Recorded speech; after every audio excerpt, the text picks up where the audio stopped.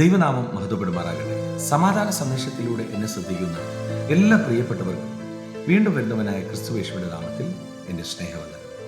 യോഹന്നാന്റെ സുവിശേഷം 21 അധ്യായം അതിൻ്റെ 1 മുതലുള്ള ഭാഗങ്ങളിൽ യേശു കർത്താവ് പിന്നെയും തിബരിയാസ് കടൽക്കരയിൽ വെച്ച് പത്രോസിനെയും കൂട്ടരെയും കാണുന്നുണ്ട്. കർത്താവ് ചോദിക്കുന്നൊരു ചോദ്യം, കുഞ്ഞുങ്ങളെ കൂട്ടുവാൻ വല്ലതുമുണ്ട്? ഒന്നും ഇല്ലാതിരിക്കുന്ന ആ ശിഷ്യന്മാരോട് കർത്താവ് കരയിൽ നല്ല ചുട്ട മീൻ ഒരുക്കി വെച്ചിട്ട് വന്നവരെ ഭക്ഷിക്കാൻ പറയുന്നുണ്ട്. ശീമോൻ മീൻ കഴിച്ചുകൊണ്ടിരിക്കുമ്പോൾ യേശു ചോദിക്കുന്നൊരു ചോദ്യമുണ്ട്, യോഹന്നാന്റെ മകനായ ശീമോനെ, നീ ഇതിനേക്കാൾ അധികമായിട്ടൊക്കെ എന്നെ സ്നേഹിക്കുന്നു. വാസ്തവത്തിൽ മീൻ കഴിക്കുന്ന ശീമോനോട് ദൈവം ചോദിക്കുകയാണ്, നിനക്ക് ഇതിനേക്കാൾ ഇഷ്ടം എന്നോടുണ്ടോ? ശീമോന്റെ മറുപടി, മീനും നല്ലതാണ് കർത്താവെ, നീയും നല്ലതാണ്. യേശു വീണ്ടും ചോദിക്കുന്നു. അപ്പോൾ ശീമോന്റെ മറുപടി ഇതാണ്, കർത്താവെ, അങ്ങും കൊള്ളാം മീനും കൊള്ളാം. കാരണം ഒന്നും കിട്ടാതിരുന്ന ശീമോന്റെ മുമ്പിൽ കർത്താവ് മീൻ ചുട്ടത്, മീൻ പിടിച്ചതല്ല കൊടുത്തത്, മീൻ ചുട്ടത് കൊടുത്തിട്ട് കഴിക്കാൻ പറഞ്ഞു. കഴിക്കുന്ന ശീമോനോട് മൂന്നാമതും ചോദിക്കുമ്പോൾ ശീമോൻ പറയുന്നുണ്ട്, ശീമോന് മനസ്സിലായി ചോദ്യം ഗൗരവമുള്ളതാണ്. അപ്പോഴാണ് പറയുന്നത്, നീ അറിയുന്നു. അപ്പോൾ ശീമോന് ദുഃഖം വരികയാണ്, ശീമോൻ കരയുകയാണ്. കാരണം എന്തുവാ?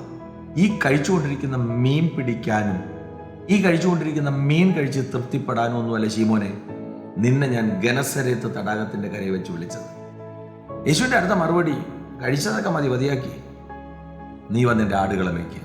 നിന്നെ ചുട്ട മീൻ കഴിച്ചുകൊണ്ടിരിക്കാനും കടലിൽ പോയി വലയിടാനും അല്ല നിന്നെ വിളിച്ചത്. നിന്നെ വിളിച്ചത് എൻ്റെ ആടുകളെ മേയ്ക്കാനാണ്.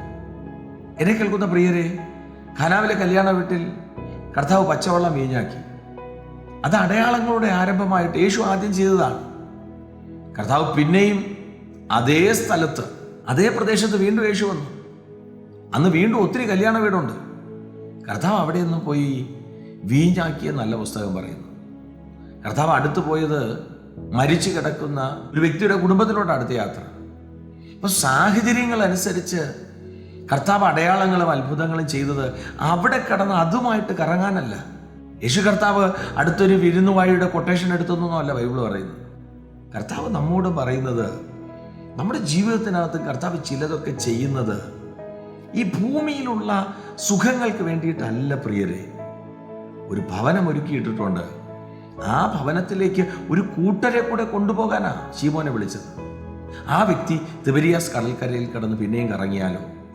ഈ സന്ദേശം കേൾക്കുമ്പോൾ നമ്മുടെ ജീവിതത്തിനകത്തും കർത്താവ് ആഗ്രഹിക്കുന്നതും കർത്താവ് കൽപ്പിച്ചിരിക്കുന്നതും ചെയ്ത് വിശ്വസ്തയോടെ ആത്മമണ്ഡലത്തിൽ സഞ്ചരിപ്പാൻ ദൈവം കൃപ ചെയ്യട്ടെ.